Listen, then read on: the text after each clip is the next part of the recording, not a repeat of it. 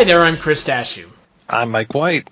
And this is Father Malone. And we're the hosts of Dreams for Sale, a once-a-month look at Twilight Zone 1985, otherwise known as the only Twilight Zone reboot worth watching, because Jordan Peele bait-and-switched all of us. On this episode And the 2001, too. Don't forget about that. That one's not bad. I will go on record, that one's not bad. They're the same. No, because the 2001 reboot can still stand as a timeless piece of fiction. The 2019 show is so rooted in the year that it came out. It's shocking. Well, okay. Yo! Woke nature! Trump! The Trump light zone! If you want to hear our thoughts, we did a couple episodes talking about that show. On this episode, however, we are talking about episode 19 of the first season of Twilight Zone 1985. That episode is broken into two segments, The Leprechaun-Artist and Dead Run. Consider for a moment, if you were a leprechaun, making your home under the roots of trees or in hollows between rocks, wouldn't you want to get away from it all now and then? A winter in Pismo Beach, a summer trip to Disneyland, where no one would even notice you. But if you really were a leprechaun, where else would you vacation but in the Twilight Zone? So the episode aired February 21st, 1986. The first segment, The Leprechaun-Artist, is directed by Halloween 3's Tommy Lee Wallace, based on a story by James Crocker, and teleplay by Tommy Lee Wallace. And it is about a leprechaun who's on vacation who's forced to give three boys wishes. Oh, Faith and Begorrah, this episode, it was so lovely. Oh, let's go back to the little people of Killarney Woods. We're right back there, boyo. Oh, and poor Cupboard, don't you know? I was named after the city in Ireland. Oh, fucking Christ. This segment was garbage. I remember this segment so vividly, especially the X-ray vision part.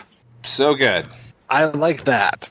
I always like when leprechauns or Djinn, when they fuck over the people. But then this guy lets everybody off so easy. He's, it'll go away in a couple hours. You'll get out of jail. Don't worry about it. You're all okay in my book, boyos.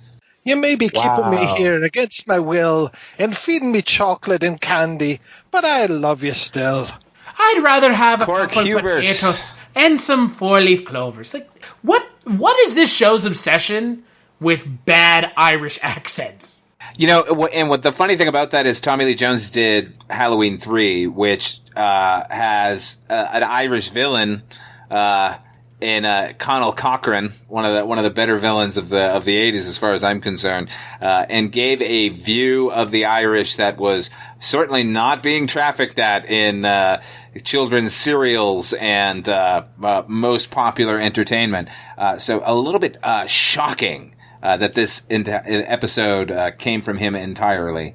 And I could, just this sort of mid-80s forced kind of teen jocularity. I guess this must be like in the wake of like Stand By Me had come out and stuff. So, we're showing these hijinks of these children, including like young Danny Nucci there. And the sort of lead kid on he was in, God, I can't remember his name now, but he was in Nightmare on Elm Street 3 Dream Warriors. He's the puppeteer kid who gets his veins pulled out. Yeah. I don't know. I liked a lot of the actors, including Cork Hubert, who plays the leprechaun. He was in a movie I loved when I was like 7 years old, the Under the Rainbow with Chevy Chase and Carrie Fisher. He was the lead character in that. And he's one of the better characters in Legend, which is not a great movie, but I sort of love it nonetheless. Ridley Scott's fantastical film from the mid 80s with Tim Curry and Tom Cruise. It is 100% terrible though. The writing is so bad, the direction is bad. It's just not. It's not good. It's like, you want to talk about a waste of time in an episode. Like we were talking about some of the segments of the previous episode, like seeing yourself not watching them again. I would love to lacuna myself and get this one out of my head. I hated it. It was absolutely everything I do not want from the Twilight Zone.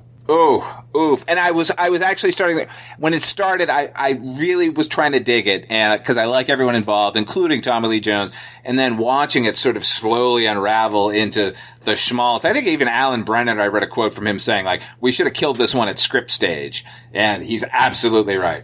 Yeah, I think the only thing it really had going for it was the clever title, and that was about it. Because he really doesn't even con these kids. Like I said, he doesn't fuck them over. It's just he cons them because he gives them stupid wishes. But that's their own damn fault anyway. Yeah, that's what they always... You have to look for all the loopholes and be super careful with the way that you phrase things. Wouldn't it be better to just write the wishes down and hand them to the leprechaun? Yeah, think about them for more than 5 minutes. I want to be hot. Okay, you'll be hot then. And he's bursting into fucking flames. Like, you got what you want. Yeah. Like, hey, you know what else is good? Bedazzled. Both versions. You know what else is good? Anything with a monkey's paw.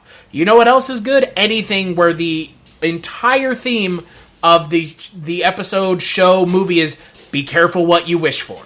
And I want a turkey sandwich, and I don't want the sandwich to eat me, and I don't want to turn into a turkey.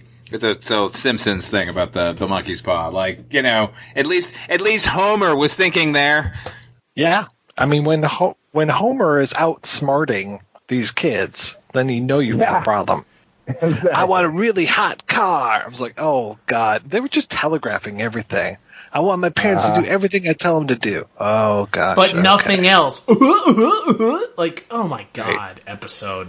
Well, it's like Bedazzled with Dudley Moore or with Brendan Fraser. I want to be super gifted at sports, and then he's a complete and utter idiot with a small dick. Like, wow. The creativity is just flowing from the script. You really are making me want to watch the Dudley Moore Bedazzled. Yeah, I mean, look, I like the Brendan Fraser one, but I like Brendan Fraser. Yeah. Well, yeah. Brendan Fraser's great. I mean, you know, that's fine. I mean, yeah. The only time he's better is when he's acting against a monkey, and not a monkey's paw. Monkey Bone is an American cinema classic. I will take nothing. George of the Jungle as well. Oh, that's a good movie. I don't know if you guys are giving me a hard time or if you're being serious. I don't know, Father Malone, if you've ever seen Monkey Bone. Oh, I've seen Monkey Bone. Oh, okay. I thought you might not have ever seen it. Oh, no, you've never seen it. He walked right into that one. Right. Big time. Oh, man. Okay. All right, now I know the game we're playing from here on out, gentlemen. This is a game, and you're the only participant. The walls are closing in on you, Father Malone. Oh, this is a blood sport. I can't... You know what the thing about this segment is the most surprising? Is that they stretched it out to like 20 fucking minutes. Oh my God. Like, that in and of itself, like, congratulations, Tommy Lee Wallace. You stretched it out to almost a half an hour long, and it was a waste of time. And, you know, we were talking in the last episode about the interstitials, that Tommy Lee Wallace directed Dreams for Sale, which is one of the best things in the entire series, and knew how to do it economically and interestingly, and here just, like, threw all that shit out the window and was just like, let's just fuck around and do nothing. I don't know. Go ahead, Chris. I apologize. No. This is one of the worst segments we've seen, period. This is going on the short list of the worst segments that we've seen. Yeah, you know what? Even as muddle-headed a notion and as unlikable as the characters are in Little Boy Lost, like, it had its point of view, and it didn't feel like it was clumsily made. I think it was also made by Tommy Lee Wallace, wasn't it? I think so. I do want to point something out. Did you guys catch the reference to the Little People of Kalani Woods? Yeah, they made some reference that they're not aliens or something. Oh, I'm not an alien. Oh, don't reference that episode, please. Yeah. Yeah, this oh god, this segment is just, I mean, there's not even a comeuppance. He just goes, "Oh, you guys are pretty good people. All right, bye then." Like, what? What? Yep. Sure. Off on vacation now. Yeah. He doesn't even give the wrong turn at Albuquerque line, you know? Yeah, you know, when they first catch him, he's in the stupid traditional Irish leprechaun suit, and then he's like, I'm on vacation. The next time we see him, he's like wearing a Hawaiian shirt and everything, and I thought, well, at least that's clever. But then that lasts for 10 seconds, and then he puts the other suit back on. I'm like, well, what? Why did he have a costume change? Like, I don't know. So weird. What they should have done was just have Warwick Davis as the leprechaun and him murder the kids, and that's it. There you go. Yeah, that works. Just jump on him with a pogo stick. Works with me. Or make them, I forget what it makes him eat paint, or he eats the coin and then he pulls the coin out of his stomach. That's right. Jeez. Jesus Christ. Talk. Oh, dear God in heaven. You know what? I've never seen a Leprechaun movie. Ah! Wow. Well, I can tell you with Aren't you the absolute lucky certainty, one? they are shit. Doo-doo of the... Yeah. Doo-doo of Even the Leprechaun highest. in space? Even Leprechaun Even the one in space. Back to the Hood. Wow. Because don't forget, there's Leprechaun in the Hood, and then there's Leprechaun back to the Hood. Wow. Where he's looking for his magical flute. If you know what I mean. Yeah. Yeah. Yeah, no.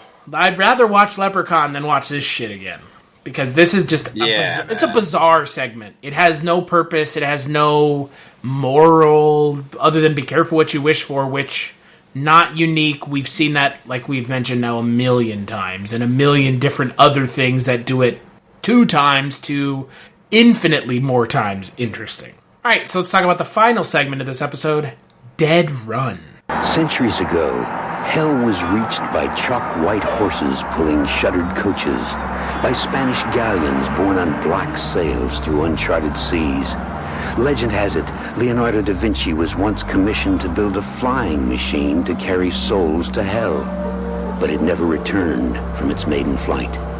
But along this particular road to hell lies redemption for the damned, as well as for drivers who have found work in the Twilight Zone. So Dead Run is directed by Paul Tucker, written by Greg Bear and Alan Brennert. It stars Steve Railsback as a down-on-his-luck trucker who ends up getting involved in a job that requires him to deliver, I was going to say sell, but ferry souls to hell via semi-trailer? Yet another in the new Twilight Zone's series of the bureaucracy behind the fantasy. That is like a whole subsection of these episodes. Certainly is. There's like, what, the third one now? At least. Because we had the one with the devil with, I'm going to say Sanford and Son, but the Jeffersons. And then we had... Eye of Newton. We had Eye of Newton, and then we had the other one with Garrett Graham like 2 episodes ago. Right. I would even go so far as to call the one where the woman goes to the wish bank. That's right. Yeah. Yes. Right. Yeah. So Dee Wallace. Right. That's a lot for one season. Yeah. Ugh. Yeah. We're not even done with this season yet. No, we're I'm sure not. there'll be at least one more. I remember really liking this one, and watching it again, I still liked it. It goes on for a little long. It's a little slow in points, but I love Steve Railsback.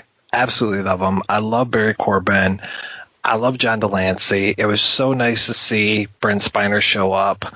I mean, just the acting really helped this, and I kind of like the idea of the whole idea of hell expanding and having old hell and new hell, and they're delivering the new people to the outskirts of hell, and they just keep building upon it. But then also that people aren't paying attention, and people that aren't supposed to be going to hell are going there. And now Railsback is taking it on himself to be the decider. I don't know. I kind of dug this episode. Yeah, I'm actually there with you on that. On most of those things, I think it has problems, but I think I found it really disturbing as a child. The notion that even if you live a good life, a bureaucratic fuck up could send you to hell. A little bit of Brazil for the American television audience there. Yeah, I mean, I think most of that still holds up. There are some weird moments in it, though. I don't know what accent Barry Corbin is doing, first of all. Yeah, he should only ever be Texan. Right. Like, I mean, and like you said, Mike, like, I adore him. I think he's a great actor. I'm always happy to see him. But he seemed to be doing some weird Vermont thing or something. I don't know. Which, unnecessary. And, little things like, well, if they can open the truck to get a few people out, why isn't everyone just jumping off that truck and running away? Little things that, since they bother to show us like the entire setup of how all the bureaucratic things happen and how they have these guards with whips who are addicted to cigarettes, and like we're going to get into all of that shit. Like, go the extra mile and have it something that makes sense, at least for me, where you're taking the people off the truck, you only taking the right people off the truck. I don't know. That's a quibble. I understand, but in an otherwise interesting episode for me.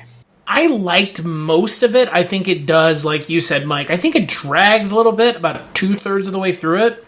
And while I'm perfectly fine with, yet again, like you mentioned, Father Malone, another like peek behind the fantasy, and it's just all a bunch of bureaucracy, I don't think I need to see another one of these kinds of episodes. I think this is kind of like as far as this theme needs to go, because it at some point is going to be diminishing returns, and this episode started verging on that at the end. And the next time they do it, if they do it, which undoubtedly they more than likely will, it will be completely diminishing returns unless it completely knocks it out of the park. And I like enough of it to say this is a good episode, but again, it drags, and I'm not sure it needed to be almost a half an hour. It makes me really want to read the short story and find out like how they set it up there. I think it would probably be better as a story than as a teleplay. Most likely. I love the idea that there's a diner at the midway point, the truck stop. Like, like who's manning that? Like, who's deciding on the specials that day? The weird demons who light cigarettes with their hands. Yeah. And then on top of everything else, they start bringing, in the last, 2 minutes of the episode, they start bringing biblical notions into it.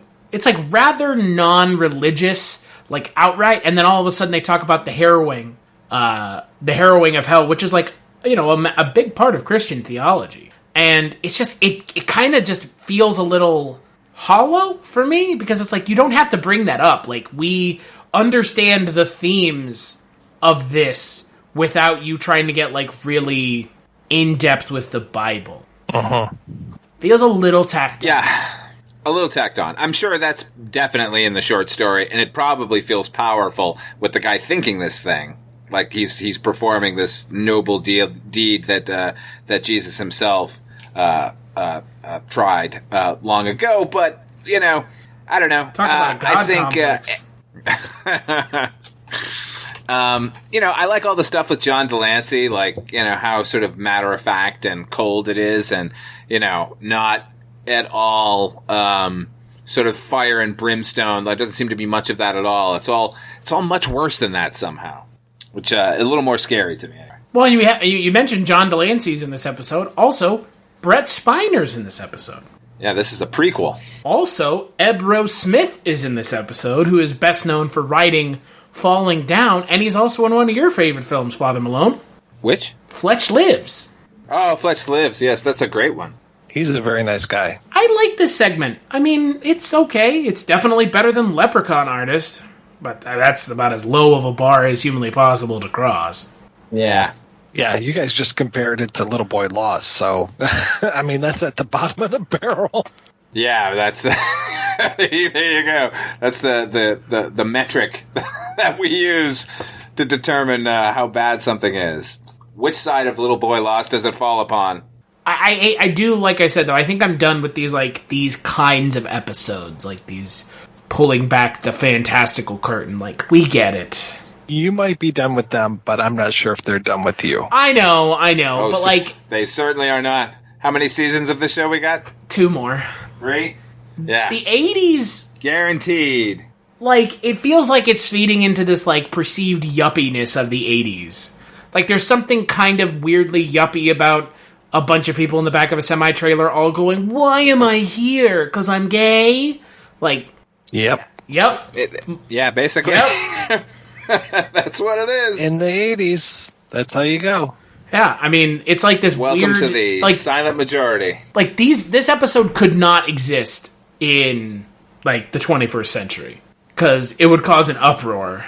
Well, neither could the Leprechaun one. That's what I was going to say before, is that back at this point, you could make fun of so many minorities or nationalities and just no one would bat an eye. And just wait until the next episode. I think you can still do that with Italians, but that's True. about it. Mamma mia! Where is my spaghetti? He threw his panties at us. Yeah. Just wait until the next episode where they talk about Chinamen again for like the third time in the show. God, what is... Yeah, look, I'm not one to get triggered or upset about stuff like this. I frankly don't care, because this show was made in 85, so what, am I going to get pissed at a show that came out 40 years ago almost now? But this really does, this episode specifically, and specifically at the end, it feels like it existed in a time and a place that was the mid-80s. And that is something about the original show that makes the original show so good, is that it feels timeless. I think that's one of the big things you go back to when we talk about the original Twilight Zone, is that every episode has timeless qualities to it. This episode does not have timeless qualities to it. It feels very much rooted in a time and place that is 85, 86. Yeah, I don't think every episode of the original Twilight Zone is necessarily timeless. I think the spectacular ones we all remember are certainly timeless, and I think this series has a bunch of those as well. Having said all that, yeah, this one definitely feels like 1985 or 86, but still, and not even comparatively. I think this segment anyway is real good. Is it enough for me to recommend the entire episode? Is a good question. Is it good enough to balance out the horrific nature of the Leprechaun-Artist? No, for me it's not. No, me either. I think if you can just watch this segment on its own, please do so. But if it's all or nothing, skip the episode. I do like the idea of Brent Spiner being a draft dodger. He just has that look about him. Yeah. It's better than Leprechaun-Artist, but I think for me, these last two episodes of the show have been real bad. I'm sure it'll all get better after here. Speaking of that, on the next episode of Dreams for Sale, we're going to be talking about episode 20, which is broken into two segments, Profile in Silver and Button, which, if you're curious, is the story that was later remade into the 2009 film The Box. So until then, where can people find you, Mike White?